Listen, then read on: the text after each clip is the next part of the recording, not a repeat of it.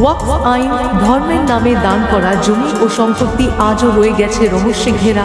কে পরিচালনা করছে এই সম্পদ? বিলাসবহুল ভবনের পেছনে লুকিয়ে থাকা ইতিহাস কি আইন মানে? এই ভিডিওতে জানুন সেই সব গোপন দিক যা সাধারণ মানুষ জানেই না। আপনার এলাকায় কি ওয়াকফ সম্পত্তি আছে? গোপন জমির রহস্য।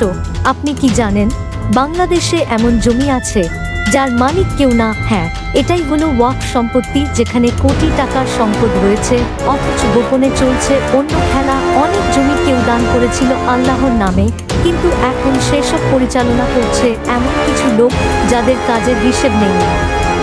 অনেক এলাকায় বলা হয় ওয়াকফ জমি বিক্রি হয়েছে গোপনে। কিভাবে? আইন তো বলে এটা বিক্রি করা যায় না, তবে এই সব লেনদেন কোথায় যাচ্ছে? একদিকে মসজিদ টিকে আছে অনুদানে, অন্যদিকে ওয়াকফের জমিতে গড়ে উঠছে বিলাসবহুল বিল্ডিং।